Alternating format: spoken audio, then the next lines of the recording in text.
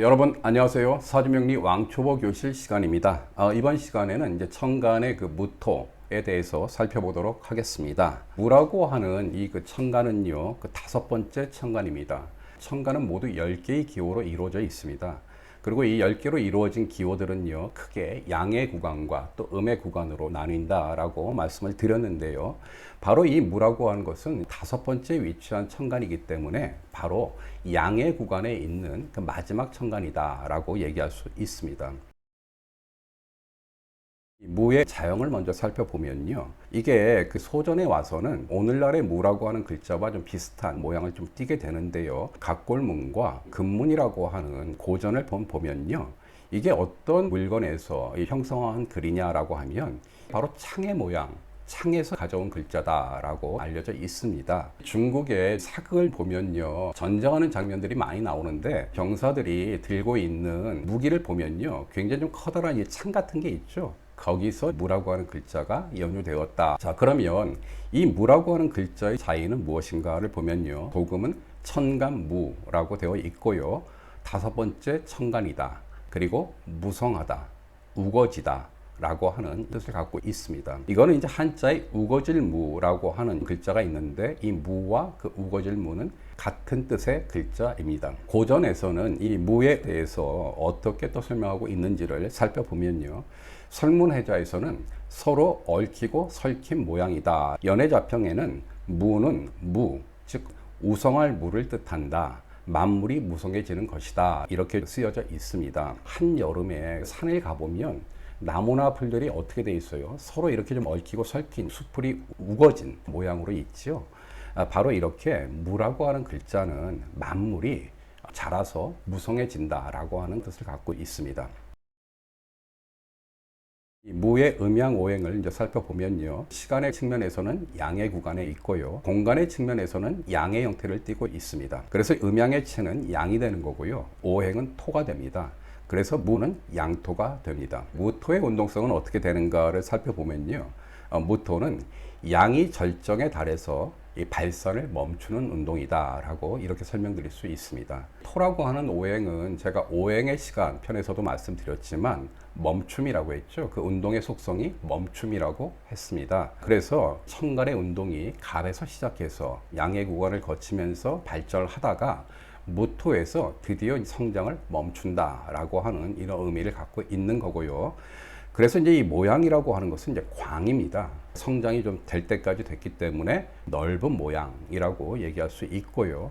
이 비슷한 글자로는 산이라고 하는 글자, 또 평평하다라고 할 때 평이라고 하는 글자를 무라고 하는 글자와 이제 같은 글자라고 얘기할 수 있고, 또 이 무라고 하는 글자는 이 가운데 중자, 그리고 이제 미들 신자, 그리고 또 나를 뜻하는 아자와도 같은 뜻의 글자다라고 얘기할 수 있습니다.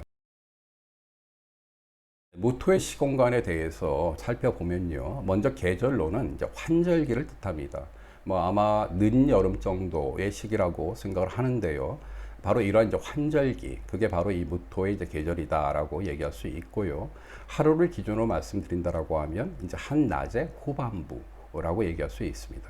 그리고 이제 방향으로는 중앙이 되고요, 색으로는 주황색이 됩니다. 인생의 시기로 얘기하면 역시 청년기인데 바로 이 청년기의 후반부에 해당하는 시기가 무토이다라고 얘기할 수 있고요. 숫자로는 5가 됩니다. 무토의 이제 물상에 대해서 살펴보면요, 이 무토는 우리가 이제 보통 성장토라고 얘기를 합니다. 이 성장토라고 하는 것은 커다란 이제 성들이 있잖아요. 바로 이제 그 성을 만드는 커다란 이제 벽이라든지 또 이 흙 같은 거, 이런 거라고 얘기하는데, 이 자연물로는 이제 보통 산에 많이 비유를 합니다. 아주 굉장히 좀 큰 산을 얘기하는 거고요. 그 다음에 이제 고원, 저기 이제 파미르 고원 같은 거, 굉장히 넓은 대지, 이런 것들이 다 무토의 이제 자연물이라고 얘기할 수 있고요. 인공물로는 앞서도 말씀드린 커다란 성벽, 댐, 제방, 그리고 또 이제 창고, 이런 것들을 역시 무토의 물상이라고 얘기할 수 있고요. 이 무토의 상징으로는 아무래도 이제 이 부동산이라고 하는 것과도 좀 연관이 좀 되어 있고요. 그러니까 무토라고 하는 글자는 가운데를 뜻한다, 믿는다, 그런 뜻을 갖고 있는 이제 글자이다 보니까 종교, 수도자, 그러한 상징들도 있습니다. 이 고전에서는 또 무토의 물상을 어떻게 설명하고 있는지를 살펴보면요. 이 삼명통해의 천문에서는 이걸 노을에 비유를 하고 있습니다. 저녁 해질녘에 그 하늘에 이 좀 해가 지면서 만들어내는 이 자연 현상인 노을, 이게 이제 무토라고 얘기를 하고요. 명리탐험의 이 동물로는 표범에 비유를 하고 있습니다. 이 표범이라고 하는 동물은요, 보통 이게 좀 단독 생활을 하는 동물로 알려져 있고요. 그래서 이제 무토라고 하는 것이 그 홀로 이렇게 그 서 있는 큰 산이고, 그래서 세상을 관조하는 뭐 그런 의미와 부합해서 표범에 비유한 게 아닌가라고 생각을 하는데요. 어쨌든 자기중심적이고 또 자존심이 강하고 비사교적인 동물로 알려져 있습니다. 그리고 뭐 화가 나면 굉장히 무섭게 돌변하는 맹수인 거죠. 무토의 인체를 살펴보면요. 무토는 양간이 됩니다. 장기로는 위가 되고요. 그리고 이제 신체의 부위로는 가운데 위치한 그런 이제 글자이기 때문에 인체의 가운데를 뜻하는 이제 복부 중에서도 상복부에 해당을 하고요. 얼굴의 코, 피부 이런 것들이 다 무토의 인체 기관이다라고 얘기할 수 있습니다.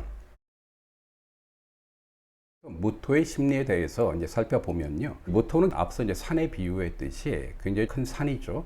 그래서 무색무취하게 세상을 관조하는 기질도 가지고 있고요. 속내를 잘 드러내지 않는 그런 중후한 성정이다라고 알려져 있습니다. 그러면서도 굉장히 뛰어난 직관력을 가지고 있고요. 하지만 행동은 우직하다라고 얘기할 수 있습니다. 그리고 또 굉장히 좀 자기중심성이 강하다고 얘기하는데요. 하지만 이렇게 주관이 강하기 때문에 독선적으로 좀 남을 무시하는 경향도 좀 있고요. 남의 아픈 곳을 찌르는 비평과 독설을 좀 과감하게 하는 그러한 기질을 가지고 있습니다. 그런데 재미난 거는요, 무토는 기본적으로 좀 비사교적인 그런 성향이긴 한데, 이게 토의 중화의 성질을 갖고 있어서 그런지 몰라도 화해나 조정을 좀 이렇게 잘 한다라고 알려져 있고요. 또 현실적이고 실리적인 또 태도를 취하는 그런 천간으로 알려져 있습니다. 그리고 토라고 하는 글자는 기본적으로 신이라고 얘기할 수 있기 때문에 성실하고 책임감 역시 좀 강한 그러한 기질도 가지고 있습니다. 이런 이제 무토의 이제 키워드를 이제 정리해서 말씀드리면 저는 관조형이다라고 이렇게 말씀드리고 싶습니다. 기본적으로 주관이나 자기중심 그리고 우직함 뭐 이런 것들이 다 무토의 키워드이고요. 중도, 중립, 중재 뭐 이런 거 역시 무토의 키워드라고 얘기할 수 있습니다. 마지막으로 무토의 유명인들은 누가 있을까 살펴보면요.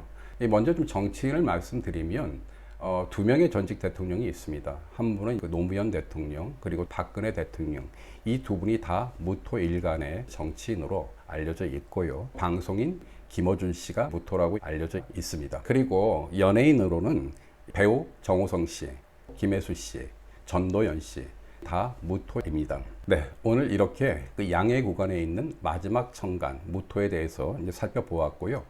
다음 시간부터는 음의 구간에 있는 천간들에 대해서 살펴보는 것으로 하고 오늘 시간을 모두 마무리하도록 하겠습니다. 고맙습니다.